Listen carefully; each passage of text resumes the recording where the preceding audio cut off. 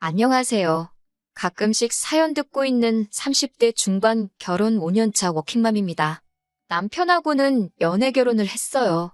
2년이라는 긴 연애 끝에 결혼했고, 결혼한 지도 어느덧 5년이 넘었습니다. 저 어려서부터 사업하시던 아버지 덕분에 부족함 없이 자라왔어요. 연애할 때도 경제적인 어려움 하나도 없었습니다. 남편은 저와 반대로 어렸을 때는 엄청 가난하게 보냈다고 합니다. 과거에 회사 다니시던 시아버지가 IMF 맞고 회사가 부도가 나서 실직을 하게 되셨고, 그 뒤로 다시 취직을 하지 못하시게 되면서 가족들이 길바닥에 나앉게 된 상황에 음식 솜씨 좋으신 시어머니가 반찬 가게에 취직을 하셔서 일을 하시며 생활비를 버셨다고 들었어요.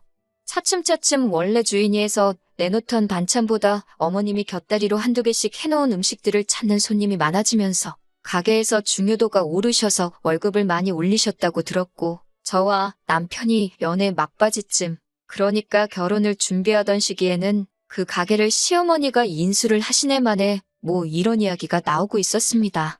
덕분에 결혼할 때 시댁에서는 돈이 조금 필요한 상황이라 지원을 많이 받지는 못했어요. 시아버지가 심지어 퇴직금 받은 것에 더불어 같이 사업하자는 전 직장 동료에게 속아 넘어가 빚부증까지 서게 되었고, 그 빚을 갚고 있느라 남편도 당시에는 모아놓은 돈이 많은 편은 아니었었습니다. 그나마 다행인 건 당시 저희 부모님이 여유가 있는 편이었고 저도 모아놓은 돈이 조금 있었다는 거예요.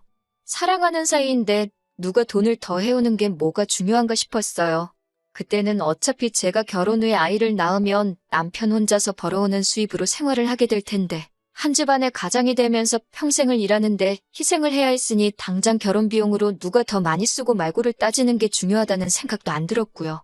그렇다고 제가 모아놓은 돈이 억소리나게 많은 것도 아니고 친정 부모님이 아파트를 해결해 주셨지만 그것도 무슨 노른자 위 땅에 있는 몇십억짜리 집 해주신 것도 아니고 경기권 신도시 근처에 있는 지은지 조금 된 아파트 정도를 해주셨으니까요. 평생을 바쳐 일하게 될 남편 노동값에 비하면 크게 차이가 날 거라고는 생각하지 않았어요.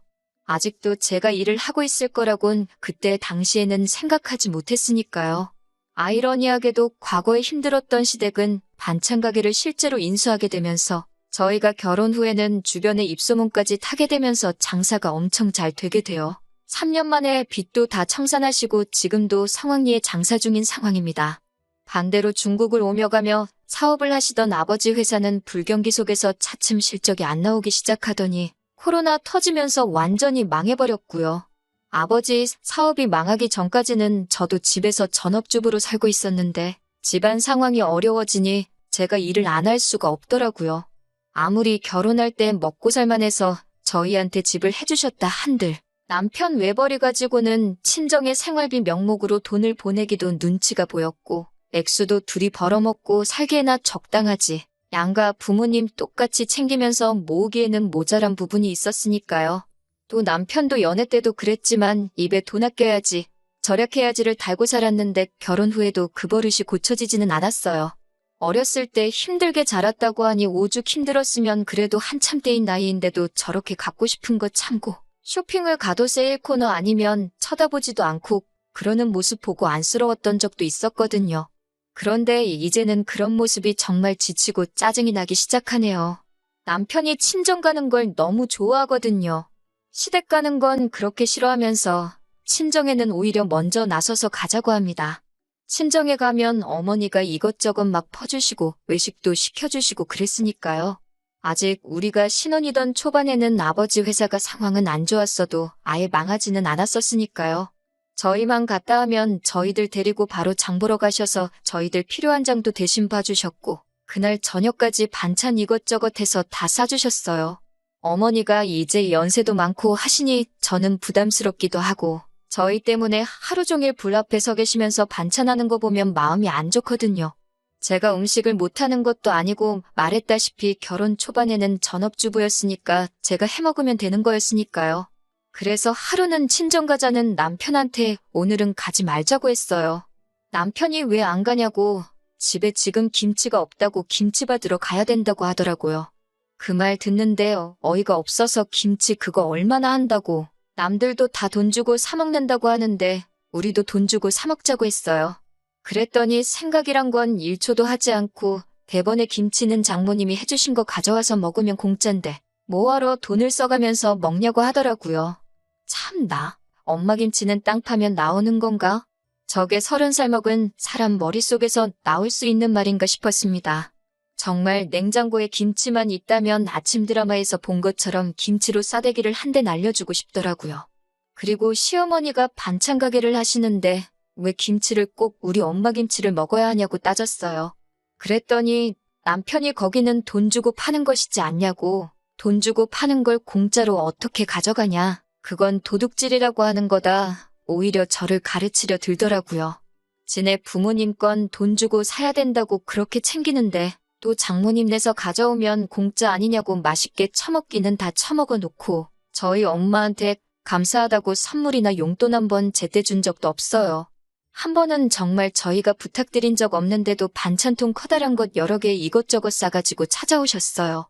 제가 친정 가는 거 탐탁지 않아 했으니 거의 2주에 한 번꼴로 오던 저희가 친정에 통 오질 않게 되니 친정어머니가 무슨 일인가 하고 스스로 찾아오신 거죠. 반찬 가게 하시는 시어머니는 한 번을 먹고 싶은 반찬 있냐 물어보신 적도 없는데 이렇게까지 해주시니 너무 감사했죠. 그런데 남편은 그 상황에서도 차비라도 하시라고 용돈 조금 쥐어드릴 법도 한데 그런 것도 없고 너무하더라고요. 제가 조금 드리라고 눈치도 줬는데 양가의 용돈은 똑같이 드려야 나중에 말이 안 나온다면서 거절당했고요. 그 와중에 친정어머니가 싸다 주신 반찬 정리하면서 이 반찬통은 다 쓰면 돌려드려야 되나 묻고 있더라고요. 아직 새 것 같고 좋아 보인다고 우리가 그냥 쓰면 안 되냐고요? 저는 그냥 그런 게 어릴 적에 힘들게 자라서 몸에 배어있는 아끼는 습관이라고 생각했습니다. 그냥 뼛속까지 거지근성으로 가득 차 있는 사람이라고는 생각도 못했어요. 아버지 사업이 기울게 되면서 집은 많이 어려워졌지만 그나마 다행인 건 아버지 회사가 망하면서도 빚은 그렇게 많이 지지 않았다는 겁니다.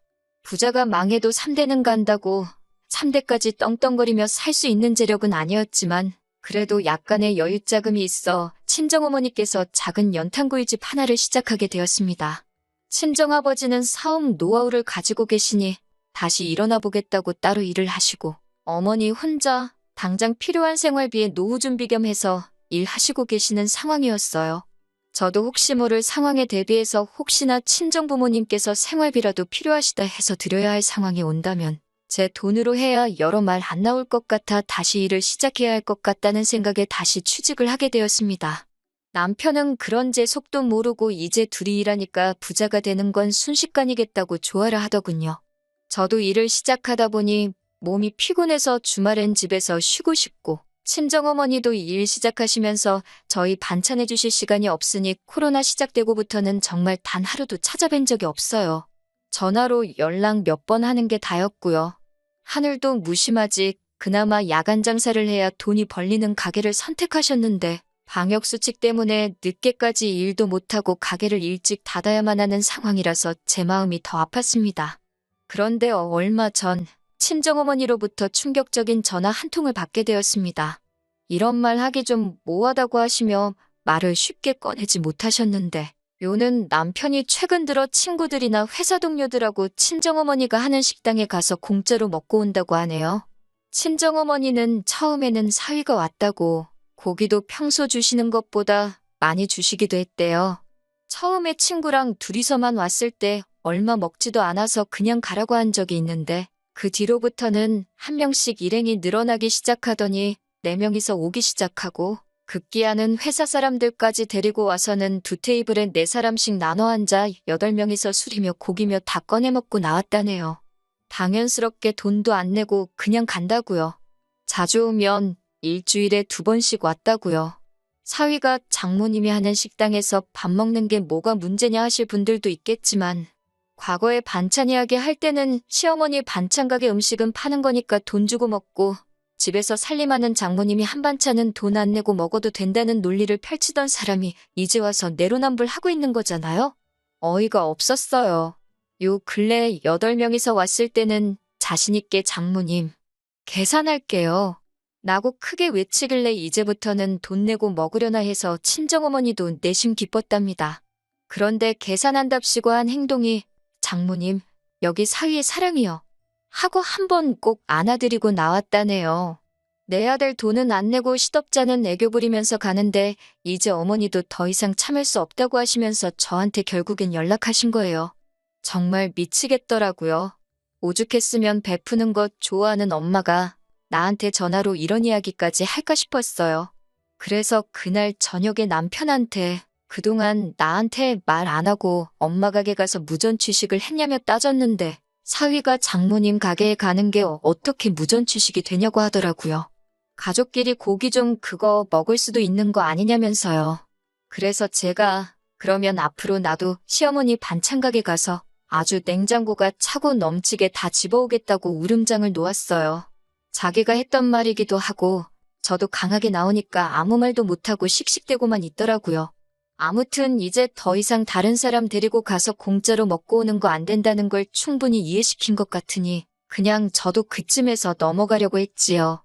그런데 정말 이 뼛속까지 남아있는 거지근성은 어디 버릴 수가 없는 건지 정말 남편의 어이없는 행동에 넋을 놓아버리는 일이 얼마 뒤 일어났습니다.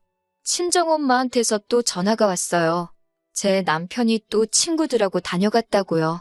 목소리가 안 좋으시길래 엄마한테 혹시 또 돈 안 내고 그냥 갔냐고 조심스레 물어봤는데 다행히 어머니께서 이번엔 돈을 내고 갔다고 대답해 주시더라고요. 계산하고 갔는데 왜 전화 주셨냐고 물어봤는데 어머니가 뭔가 말을 꺼내시려다가 집에 남편 도착하면 알 거다 말하고 한숨 푹 쉬면서 전화를 끊으셨습니다. 무슨 헛짓을 하고 왔는가 오만 가지 생각이 드는데 문 열고 들어오는 남편 보면서 아주 기절초풍하는 줄 알았습니다. 양손 가득 비닐봉지를 들고 들어오길래 뭔가 해서 봤더니 엄마 식당에 셀프바에 있는 겉절이 김치를 싸가지고 왔더라고요. 이 미친 인간아, 이걸 왜 가져오냐 소리쳤더니 이건 엄연히 셀프바에 있는 공짜를 가지고 온 거라고 그게 뭐가 문제가 되냐는 식으로 당당하게 나오더라고요. 아침 드라마에서처럼 김치 가지고 싸대기를 날리지는 못했지만 그 봉지를 뺏어서 얼굴에다가 철푸덕 던져버렸어요. 봉지가 터져서 겉절이 김치로 범벅이 된 남편이 적반하장으로 밑반찬은 자기가 낸 돈에 포함된 거 아니냐고 하면서 뭐가 문제냐고 계속 큰 소리를 치고 있더라니까요. 더 어이없는 건 나중에 엄마한테 전해 들은 건데 친구들한테도 한 봉지씩 싸줬다고 하더라고요. 온갖 생색은 다 내면서요. 겉절이가 집에서 간단하게 만들기엔 김장보다 편하지만 식당에서 하는 건 김장 못지않게 어렵거든요. 거기에 요즘 경기에 사람 쓰기도 뭐해서 정말 주방일도 엄마 혼자서 하시는데 매일같이 한 달어이씩 하시는데 그걸 공짜라고 가지고 온 거예요. 남편한테 그 길로 당장에 부동산 가서 이 집 내놓고 팔리면 그 돈 친정엄마 드릴 거라고? 그러니까 너는 다시 니네 부모님 집에 가 있던가 하라고 했습니다. 멀쩡한 우리 집을 왜 파냐고 따지길래 이 집엔 네 돈 들어간 거 하나도 없으면서 무슨 낯짝으로 우리 집이라고 하냐고 따졌어요. 우리 집이라고 부르고 이 집 지키고 싶으면 당장 시댁에 가서 이 집값의 반을 받아오라고 그렇지 않으면 이 집에서 너랑 같이 사는 것도 다 끝이라고 해줬습니다. 그제서야 남편도 사태의 심각성을 깨달았는지 저한테 제발 그렇게 하지는 말자고 살살 빌더라고요. 하지만 저는 쉽게 끝낼 생각 없었어요. 앞으로 정상적인 결혼 생활을 유지하고 싶으면 당장 시댁에 가서 집값의 반을 받아오라고 저도 끝까지 고집을 부렸습니다. 그렇게 대판 싸운 뒤로 이제 반년이 넘었네요.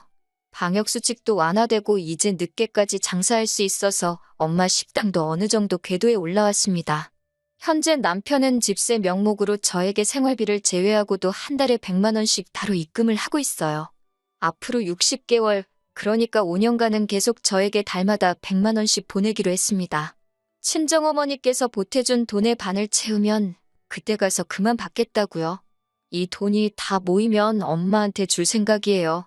목돈이 돼서 드리면 당연히 반대하실 테니 앞으로 천천히 친정부모님께 필요한 것들 제가 찾아다가 하나씩 사드릴 계획입니다. 아직 뼛속까지 물들은 남편의 거지근성이 100% 다 바뀌지는 않을 것 같아요. 처음에는 저도 시어머니 반찬 가게를 털어올까도 생각해봤는데 똑같은 사람 되는 것 같아 그건 싫고 남편을 사랑구실은 할 정도로 한번 바꿔보려고 합니다. 앞으로는 이런 어이없는 일로 싸우는 일 없이 화목한 가정이 되기를 기대하면서 오늘 저의 이야기는 여기서 이만 마치도록 하겠습니다.